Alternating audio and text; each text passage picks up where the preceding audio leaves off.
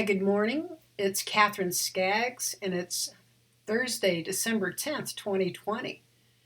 And I've been up doing a lot of things this morning. Didn't get straight to the reading. But I'm here now, hoping to bring you some good guidance from the Mythical Goddess TArot and all of the divine feminine energy that's wanting to come in and help us.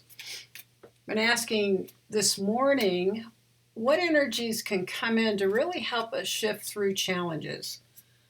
It seems like this time of year can bring up so much for so many people without the current challenges of our outer world.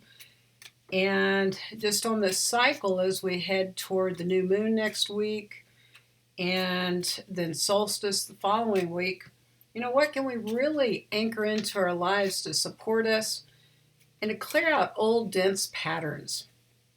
That is sure up for us and for the United States. Card just fell out, so it's part of the guidance today.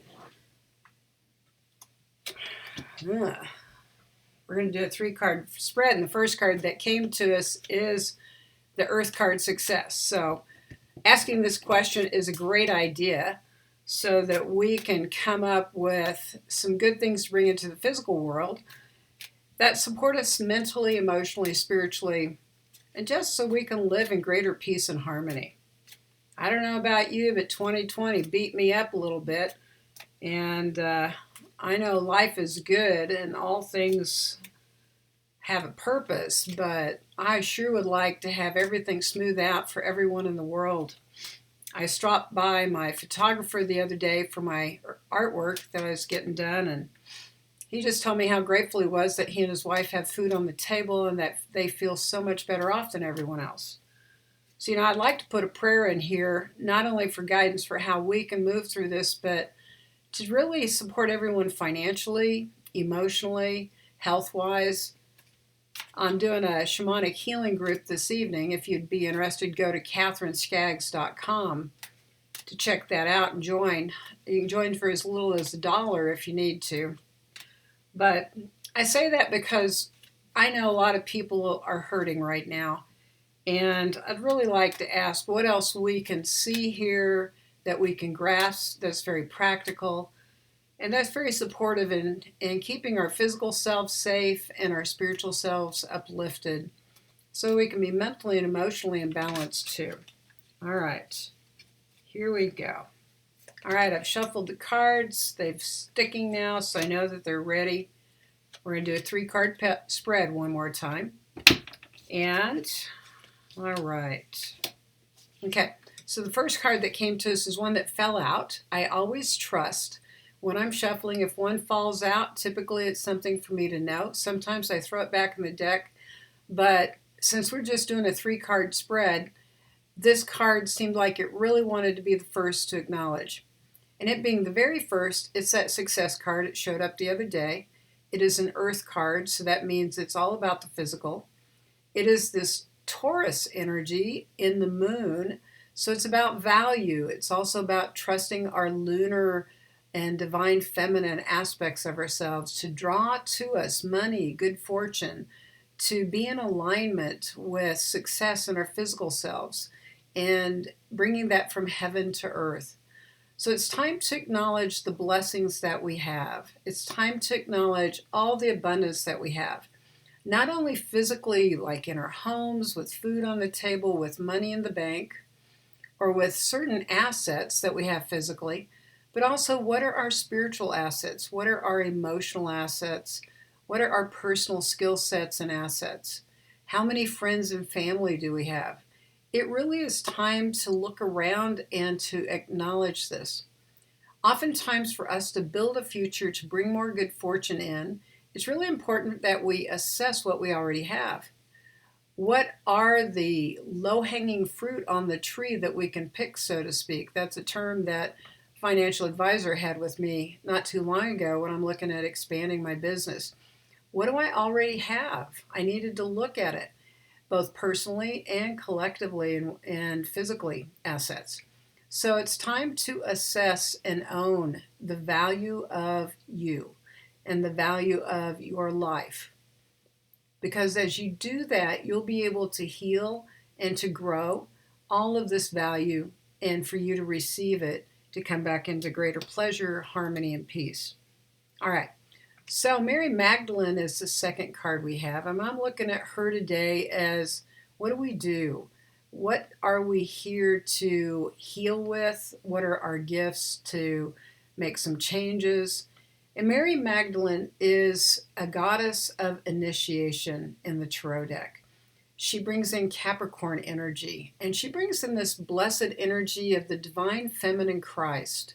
She is betrothed to Jesus, the masculine Christ figure that many of us are so very familiar with, but she actually is the feminine Christ.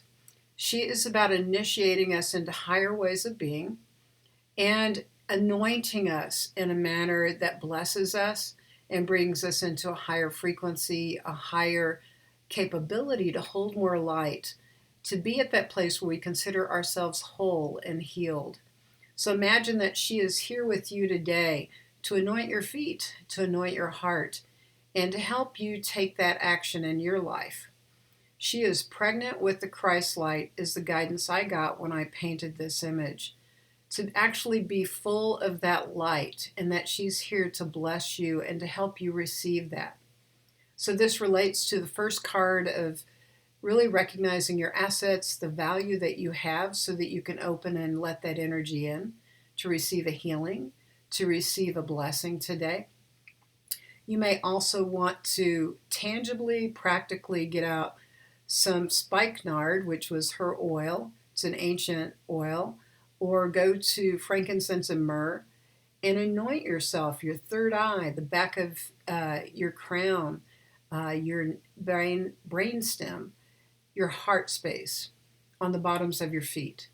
Do something very practical where you ceremoniously honor and respect yourself and call in Mary Magdalene to help you take your next step into a bigger, more bright energy, to restore your light, and to trust that within you is the very energy of that Christ light, that she is here to pull you into that. Now, you don't have to be a Christian to bring in that Christ light. I associate this with a higher state of being, the Christ, the Buddha, the shaman, and that this energy is a fifth dimensional energy that's ready to come in right now to help transform the challenges and to bring us home to ourselves. All right. And the last card that's in is the Child Creative Spark. So she's both in the place of outcome as well as something that you can claim and express.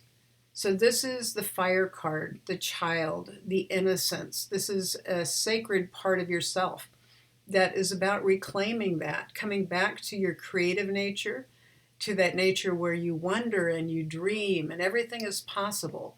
And it puts you on fire passionately for how you create. It's a very powerful indication of what's to come as we lean into this higher energy and to what we need to transform. It's time to write, it's time to paint, to dance, to wonder, to go into wonderment of awe and how amazing life can be as you claim the good. We are in a time of needing to really refocus. When these challenging energies come in, they move us into fear and they get us into the shadows of doubt. And we feed that by all the things that we watch in our outer world. We'll feed any place in ourselves that is afraid. So through this focus today of gratitude and creativity and initiation, sacred ceremony, we're being encouraged to refocus our energy and move into the light where we find ourselves restored in a greater innocence and wonderment for life and what it can bring us.